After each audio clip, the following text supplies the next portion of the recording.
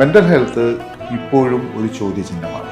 നമുക്ക് ശാരീരിക പ്രശ്നങ്ങൾക്ക് മിക്കവാറും ഒരു 100% പരിഹാരം കണ്ടെത്താനുള്ള രീതിയിൽ അത് ഡെവലപ്പ് ചെയ്ത് കഴിയും. എൻ്റെ അടുത്ത് വരുന്ന ആൾക്കാർ തന്നെ സന്തോഷിക്കാൻ കഴിയുന്നില്ല, ചിരിക്കാൻ പറ്റുന്നില്ല, ഇതൊക്കെയാണ് അവരുടെ ഏറ്റവും വലിയ 3 വീക്സ് 4 വീക്സ് ഒക്കെ നമുക്ക് മാനേജ് ചെയ്യാൻ പറ്റാത്ത രീതിയിൽ ആങ്സൈറ്റിയോ ഡിപ്രഷൻ അതിലേക്ക് പോയി കഴിഞ്ഞാൽ പിന്നെ ആ ലൂപ്പിലായി പിന്നെ നമുക്ക് തിരിച്ചു വരാൻ വലിയ പ്രയാസമാണ്. ഈ സൈക്കോ തെറാപ്പികൾ തന്നെ നമുക്ക് എനർജി ബോഡിയിൽ അപ്ലൈ ചെയ്യാം. അതെങ്ങനെയാണ് ഇപ്പോൾ എനർജി ബോഡി നമുക്ക് കാണാൻ കഴിയില്ലല്ലോ. അപ്പൊ എങ്ങനെയാണ് നമ്മുടെ എനർജി ബോഡിയിൽ? അതിനാണ് നമ്മൾ ക്വാണ്ടം ഫിസിക്സിന്റെ തിയറീസ് കുറച്ച് മനസ്സിലാക്കണം എന്ന് പറയുന്നത്. എല്ലാവർക്കും അബാക് മീഡിയയിലേക്ക് സ്വാഗതം. ഇന്ന് നമ്മളോടൊപ്പം ഉള്ളത് സൈക്കോളജിസ്റ്റും അതേപോലെ തന്നെ ക്വാണ്ടം ഹീലറുമായിട്ടുള്ള എം ശ്രീനിവാസൻ സാറാണ്. സാർ നമസ്തേ. നമസ്കാരം സാറ്. നമ്മൾ ഇതിനു മുമ്പ് ഒരുപാട് എപ്പിസോഡുകൾ എടുത്തിട്ടുണ്ട്. പക്ഷെ ഇപ്പോഴും ആളുകൾക്ക് എന്താണ് ഈ മൊഡാലിറ്റി എന്ന് ഇതുവരെ മനസ്സിലായിട്ടില്ല. ഇന്നും എനർജി ഹീലിംഗ് എന്ന് പറയുമ്പോൾ റേക്കി, പ്രാണിക് ഹീലിംഗ് ഇത്തരത്തിലുള്ള മൊഡാലിറ്റികളാണ് ആദ്യം എല്ലാവരുടെയും മനസ്സിലേക്ക് വരുന്നത്. എന്താണ് ഇതിൽ നിന്നുമെല്ലാം വ്യത്യസ്തമായിട്ട് ഈ ക്വാണ്ടം ഹീലിംഗ് എന്ന് പറയുന്നൊരു മെത്തഡോളജി, അല്ലെങ്കിൽ അതെന്താണ് ചെയ്യുന്നത്? ക്വാണ്ടം ഹീലിംഗ് ഒരു എനർജി ഹീലിംഗ് മെത്തേഡായിട്ടാണ് പൊതുവേ ആ ഗ്രൂപ്പിൽ വരുന്നതാണെങ്കിൽ പോലും നല്ലൊരു രീതിയിൽ വ്യത്യാസമുണ്ട്. ഇത് ക്വാണ്ടം സയൻസ് ഉണ്ടല്ലോ, ക്വാണ്ടം ഫിസിക്സ് ഇപ്പോൾ കഴിഞ്ഞ പ്രാവശ്യം 2025 ഫിസിക്സിൻ്റെ നൊബേൽ പ്രൈസ് കിട്ടിയിട്ടുള്ളത് ക്വാണ്ടം ഫിസിക്സിനാണ്. അതിൽ ടണലിംഗ് എന്ന് പറയുന്ന ഒരു കണ്ടുപിടുത്തം നടത്തിയതിന് 3 സയൻറ്റിസ്റ്റുകൾക്ക് കിട്ടിയിട്ടുണ്ട്.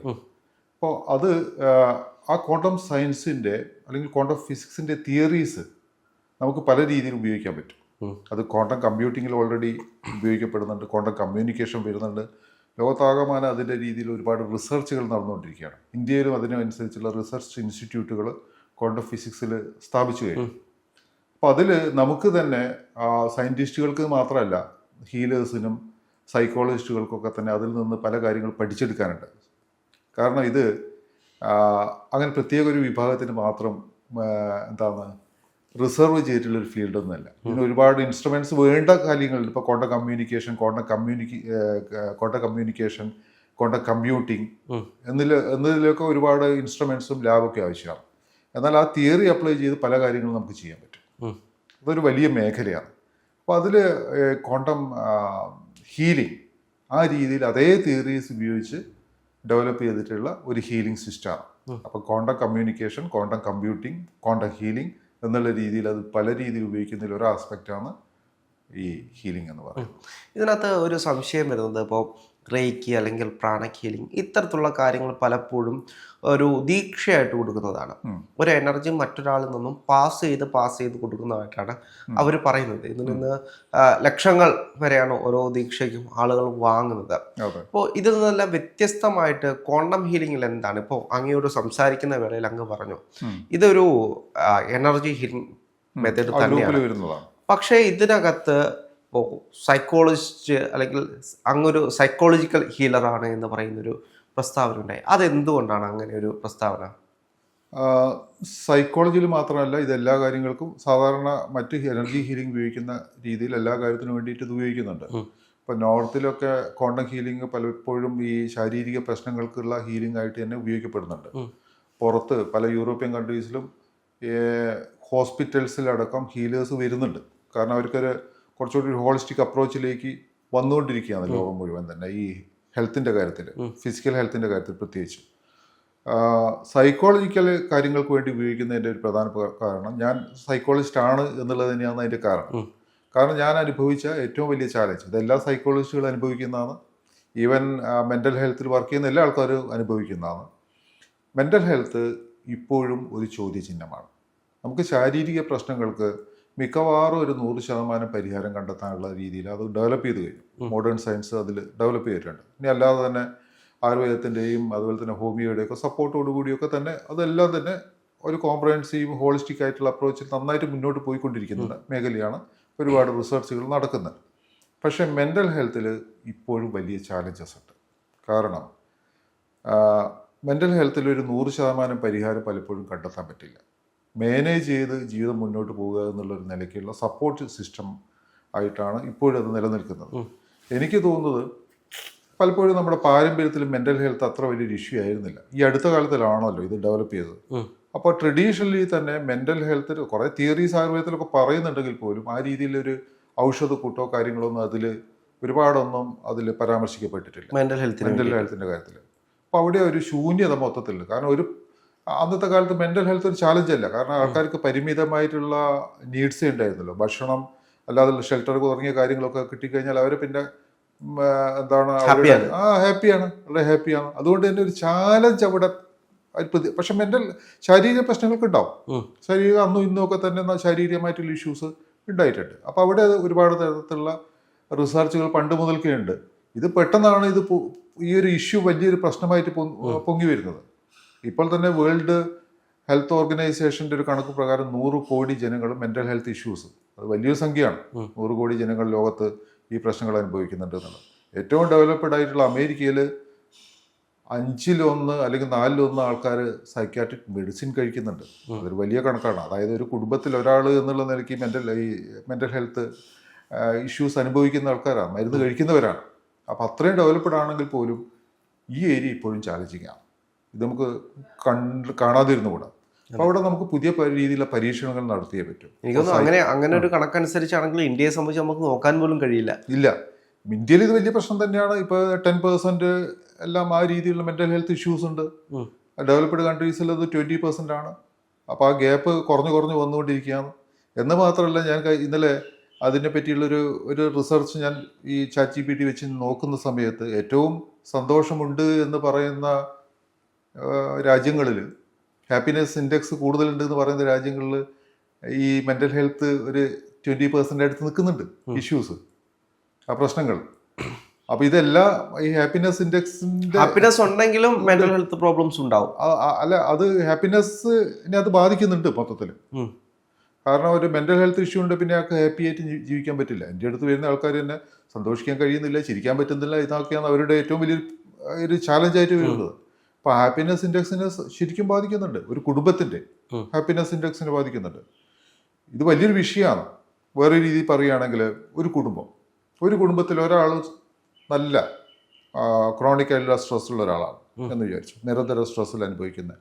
സ്ട്രെസ് എന്ന് വെച്ചാൽ 3 ആഴ്ചയിൽ കൂടുതൽ നിരന്തരം സ്ട്രെസ് ഉണ്ടെങ്കിലാണ് നമ്മളതൊരു ക്രോണിക് സ്ട്രെസ് എന്ന്, അല്ലെങ്കിൽ ഒരു പ്രൊഫഷണൽ സപ്പോർട്ട് വേണ്ട സ്ട്രെസ് എന്ന് നമ്മൾ പറയാം. അല്ലാതെ നമുക്ക് സ്ട്രെസ് വന്നും പോയിക്കൊണ്ടിരിക്കും, അതല്ല. അതിന് നമുക്ക് സ്ട്രെസ് എന്ന് പറയാൻ പറ്റില്ല. അതൊരു ലൈഫ് മാനേജ്മെൻറ്റ് രീതി മാത്രമാണ്. സ്ട്രെസ് എന്ന് പറയുമ്പോൾ ഇതാണ്, നമുക്കൊരു 3 വീക്സ് 4 വീക്സ് ഒക്കെ നമുക്ക് മാനേജ് ചെയ്യാൻ പറ്റാത്ത രീതിയിൽ ആങ്സൈറ്റിയോ ഡിപ്രഷനോ അതിലേക്ക് പോയി കഴിഞ്ഞാൽ പിന്നെ ആ ലൂപ്പിലായി പിന്നെ നമുക്ക് തിരിച്ചു വരാൻ വലിയ പ്രയാസമാണ്, ഒരു സപ്പോർട്ടില്ലാതെ. ആ സപ്പോർട്ട് സിസ്റ്റത്തിലാണ് ഈ ചാലഞ്ചസ് മുഴുവൻ തന്നെ കിടക്കുന്നത്. അപ്പോൾ നമുക്ക് അപ്രോച്ച് ചെയ്യാൻ പറ്റുന്നത് സൈക്കോളജിസ്റ്റിനെയാണ്. സൈക്കോളജിസ്റ്റിന് ഒരു മിതമായ രീതിയിലൊക്കെ അല്ലാണ്ട് സപ്പോർട്ട് ചെയ്യാൻ പറ്റുന്നില്ല. കാരണം സൈക്കോ തെറാപ്പികൾ അത്രമാത്രം നമ്മുടെ പ്രശ്നങ്ങളെ പരിഹരിക്കാൻ പ്രാപ്തമൊന്നുമല്ല. ചെറിയ രീതിയിൽ, പ്രത്യേകിച്ച് കപ്പിൾ തെറാപ്പിയിൽ അതിലൊക്കെയാണ് സാധാരണയായിട്ട് ഉപയോഗിക്കുന്നത്. ഒരുപാട് ഡിപ്രഷനൊക്കെ വന്നു കഴിഞ്ഞാൽ പിന്നെ മരുന്നാണ് കഴിക്കേണ്ടത്. മരുന്ന് കഴിക്കാന്ന് വെച്ചാൽ സൈക്കാട്രിസ്റ്റിൻ്റെ അടുത്ത് പോകണം. അപ്പം മരുന്ന് കഴിക്കുന്നതിന് ഒരുപാട് സൈഡ് എഫക്റ്റ് ഉണ്ട് എന്നുള്ളത് സത്യമാണ് മിക്കവാറും. പക്ഷേ സൈഡ് എഫക്റ്റ് ഉണ്ടെന്ന് വെച്ചിട്ട് കഴിക്കാതിരിക്കാൻ പറ്റില്ല. കാരണം ജീവിതത്തിൽ നമുക്കത് മുന്നോട്ട് പോയേ പറ്റും. അതിൻ്റെ പ്രധാനപ്പെട്ട കാരണം ശരീരത്തിൽ പോലെയല്ല, വേറെ ഒരു ഇഷ്യൂ ഉണ്ട്. നമ്മുടെ ബോധം എന്ന് പറയുന്ന ഒരു തിൻ ലെയറാണ്, ഒരു ഫിലിം പോലെയാണ്. വളരെ നേർത്തൊരു ഫിലിം പോലെയുള്ള ഒരു നേർത്ത കോൺഷ്യസ്നസ് വെച്ചിട്ടാണ് നമ്മളെല്ലാം ജീവിക്കുന്നത്. ഇത് പെട്ടെന്ന് ആടി ഒലഞ്ഞു പോകും എന്നുള്ളതാണ്. ഇവിടെ നമ്മൾ സൈക്യാട്രിക് മെഡിസിൻ അപ്ലൈ ചെയ്യുന്നതിന് പരിമിതിയുണ്ട്. കാരണം ആ ലെയറിന് ബ്രേക്ക് വരാത്ത രീതിയിൽ അതിങ്ങനെ ചെയ്യുക എന്ന് പറയുന്നത് വലിയൊരു ചാലഞ്ചാണ്. അപ്പോൾ അത് മോഡേൺ സയൻസിന് അത് വലിയൊരു ചാലഞ്ചാണ്. കാരണം പാളിപ്പോവും എന്നുള്ളതാണ്. അപ്പോൾ ഇതെല്ലാം തന്നെ ഇതൊരു വലിയ കോംപ്ലിക്കേറ്റഡ് വിഷയമാക്കി മാറ്റിയിട്ടുണ്ട്. ഇവിടെ എനിക്ക് പറയാനുള്ളത്, പുതിയ രീതിയിൽ നമ്മൾ അതിനെപ്പറ്റി പരീക്ഷണങ്ങൾ നടത്തണം, നിരീക്ഷണങ്ങൾ നടത്തണം, ഗവേഷണം നടത്തണം എന്നുള്ളതാണ്. അത് ലാബിൽ മാത്രമല്ല, നമുക്കല്ലാതെയും ഇപ്പോൾ ക്വാണ്ടം ഫിസിക്സിൻ്റെ തിയറീസ് നമുക്ക് ഈ മേഖലയിലേക്ക് കൊണ്ടുവരുന്ന സമയത്ത് നമ്മുടെ ബോധമനസ്സ്, അല്ലെങ്കിൽ നമ്മൾ നോക്കുകയാണെങ്കിൽ നമുക്ക് പ്രധാനമായിട്ട് 3 സ്ട്രക്ചറാണ് നമ്മുടെ ശരീരത്തിലാണ് സൈക്യാട്രിസ്റ്റുകളും ഡോക്ടർമാരെല്ലാം വർക്ക് ചെയ്യുന്നത് മെയിനായിട്ട്. പിന്നെയുള്ളത് മനസ്സ്, ഉപബോധ മനസ്സ് പറയുന്ന മനസ്സിൻ്റെ തലങ്ങളാണ്. ആ തലങ്ങളിലാണ് സൈക്കോളജിസ്റ്റ് വർക്ക് ചെയ്യുന്നത്. പക്ഷേ ഇതിനപ്പുറത്ത് എനർജി ബോഡി ഉണ്ട്. നമുക്ക് എന്ത് പ്രശ്നങ്ങളുണ്ടായി എനർജി ബോഡിയിൽ വ്യത്യാസം ഉണ്ടാവും. നമ്മുടെ എനർജിയിൽ വ്യത്യാസം ഉണ്ടാവും, വേരിയേഷൻസ് ഉണ്ടാവും. നമുക്ക് തോന്നാറുണ്ട് എനർജി ഡൗൺ ആണ് തോന്നും. അവിടെ നമ്മൾ യോഗ ട്രഡീഷണൽ വെച്ച് നോക്കുകയാണെങ്കിൽ ചക്ര, ഓറ എന്നൊക്കെ പറയുന്ന കാര്യങ്ങളിൽ വ്യതിയാനങ്ങൾ ഉണ്ടാവും. ഇനി അല്ലെങ്കിൽ പോലും അതൊന്നും കാര്യമായിട്ട് എടുക്കുന്നില്ല എങ്കിൽ പോലും എനർജി ബോഡിയിൽ നമുക്ക് വ്യത്യാസങ്ങൾ ഫീൽ ചെയ്യും. ആ എനർജി ബോഡിയിൽ ഇത് അപ്ലൈ ചെയ്യാൻ എളുപ്പമാണ്. ഇതാണ് ക്വാണ്ടം ഹീലിങ്ങിൻ്റെ തിയറി. നമ്മുടെ മനസ്സിലും ഉപബോധ മനസ്സിലും അപ്ലൈ ചെയ്യുന്നതിന് പകരം ഈ സൈക്കോ തെറാപ്പികൾ തന്നെ നമുക്ക് എനർജി ബോഡിയിൽ അപ്ലൈ ചെയ്യാം. അതെങ്ങനെയാണ് ഇപ്പോൾ എനർജി ബോഡി നമുക്ക് കാണാൻ കഴിയില്ലല്ലോ, അപ്പൊ എങ്ങനെയാണ് നമ്മുടെ എനർജി ബോഡിയിൽ ഒരു പവർ കൊടുക്കാൻ കഴിയുന്നത്? അതിനാണ് നമ്മൾ ക്വാണ്ടം ഫിസിക്സിൻ്റെ തിയറീസ് കുറച്ച് മനസ്സിലാക്കണം എന്ന് പറയുന്നത്. അത് വളരെ ബൃഹത്തായിട്ട് നമുക്ക് സംസാരിക്കാനൊന്നും നേരമില്ല. കുറച്ച് വലിയ ടോപ്പിക്, കോംപ്ലിക്കേറ്റ് ടോപ്പിക്കാണ്. സാധാരണക്കാരനെ സംബന്ധിച്ചുള്ള അത്രമാത്രം താല്പര്യമുള്ള വിഷയമായിരിക്കുക. ഇവിടെ നമ്മൾ മനസ്സിലാക്കേണ്ടത് ക്വാണ്ടം ഫിസിക്സും ഈ ക്ലാസിക്കൽ ഫിസിക്സും തമ്മിൽ വലിയൊരു വ്യത്യാസം വരുന്നത് ഈ എന്താണ് ലോകത്തിൻ്റെ അടിസ്ഥാനം എന്നുള്ളതിലാണ്. ക്വാണ്ടം ഫിസിക്സിൽ അത് വൈബ്രേഷൻസ്, എനർജി, കോൺഷ്യസ്നസ് ഇതെല്ലാം, ബോധം, എനർജി, വൈബ്രേഷൻ ഇതെല്ലാം വേൾഡിൻ്റെ തന്നെ അടിസ്ഥാനം, ഈ പ്രപഞ്ചത്തിൻ്റെ തന്നെ അടിസ്ഥാനം. അപ്പോൾ പിന്നെ നമ്മുടെ ബേസ് ഇത് തന്നെയാണല്ലോ മിക്കവാറും. അപ്പോൾ ഇതിൽ ബോധം കൊണ്ട് അല്ലെങ്കിൽ ഇൻറ്റൻഷൻ കൊണ്ട് നമുക്ക് വ്യത്യാസം വരുത്താൻ പറ്റും, കണക്ട് ചെയ്യാൻ പറ്റും. ലോ ഓഫ് എൻറ്റാങ്കിൾമെൻറ്റ് എന്നുള്ള തിയറിയൊക്കെ അത് വെച്ചിട്ട് നമുക്ക് ആ രീതിയിൽ അപ്ലൈ ചെയ്യാൻ പറ്റും, കണക്ട് ചെയ്യാൻ പറ്റുക, അതിൽ വേണ്ട വ്യതിയാനങ്ങൾ വരുത്താൻ പറ്റും. ഇതൊക്കെ വളരെ എളുപ്പമാണ്. പക്ഷേ ഇത് കുറച്ച് പഠിച്ചതുകൊണ്ട് മാത്രം കാര്യമില്ല, പ്രാക്ടീസ് വേണം, സ്കില്ല് വേണം. അങ്ങനെയാണെങ്കിൽ സൈക്കോളജിസ്റ്റുകൾക്ക് ആ മേഖലയിൽ നല്ല രീതിയിൽ ആൾക്കാരെ സപ്പോർട്ട് ചെയ്യാൻ പറ്റും എന്ന് തന്നെയാണ് എൻ്റെ ഒരു നിർദ്ദേശം. കാരണം ഇത് പലരും അപ്ലൈ ചെയ്ത് തുടങ്ങിയിട്ടുണ്ട് ലോകം മുഴുവൻ. ഇന്ത്യയിൽ അങ്ങനെ ആയി വരുന്നേ ഉള്ളൂ. പക്ഷേ അത് പഠിച്ചെടുത്താൽ മാത്രം പോലെ അത് പ്രാക്ടീസ് ചെയ്ത് ഇതിലൊരു ദീക്ഷേൻ്റെ ഒന്നും പ്രശ്നമില്ല. ഇതൊരു ഫ്രീ സോഫ്റ്റ്വെയർ ആണ്. അപ്പം ഞാൻ പഠിച്ചെടുത്ത ആളിൽ നിന്ന് ദീക്ഷ എടുത്തിട്ടൊന്നുമല്ല ഞാനിത് ചെയ്യുന്നത്. ഇത് സയൻറ്റിഫിക് അപ്രോച്ചാണ്. പഠിച്ചെടുത്തു, നമ്മൾ പ്രാക്ടീസ് ചെയ്യുന്നു, സ്കില്ല് ഡെവലപ്പ് ചെയ്തുകൊണ്ടിരിക്കുന്നു. ഞാനാണെങ്കിൽ 32 ഇയേഴ്സിൻ്റെ ഒരു മെഡിറ്റേഷൻ പ്രാക്ടീസ് ഉണ്ട്.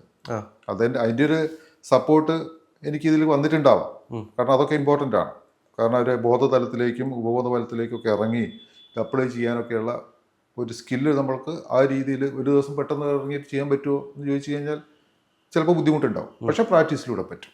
സോ അതൊരു വലിയ മേഖലയാണ്. എല്ലാ ആൾക്കാരും, എല്ലാ സൈക്കോളജിസ്റ്റുകളും അതൊന്ന് ട്രൈ ചെയ്ത് നോക്കുന്നത് നല്ലതാണെന്നാണ്. പക്ഷേ ആളുകൾ പലപ്പോഴും ശ്രദ്ധിക്കുന്നത് ഇത് സയൻറ്റിഫിക് ആണോ, ഇതുകൊണ്ട് സയൻറ്റിഫിക് അപ്രോച്ച് നടത്താൻ കഴിയുമോ എന്നൊരു സംശയം വരില്ലേ? ഇപ്പോൾ ഇതൊരു പ്ലാസിബോ എഫക്റ്റ് ആണോ? ഇപ്പോൾ റേക്കി പോലുള്ള കാര്യങ്ങൾ പലപ്പോഴും ആളുകൾ പറയുന്നത് അതൊരു തോന്നൽ മാത്രമാണ്. നിങ്ങൾക്ക് അവർ ചെയ്തു എന്ന് പറയുന്നു, നിങ്ങളുടെ മനസ്സ് വിശ്വസിക്കുന്നു, മാറുന്നു. അങ്ങനെയാണ് പലപ്പോഴും ഇതിനെ വിമർശിക്കുന്ന ആളുകൾ പറയുന്നത്.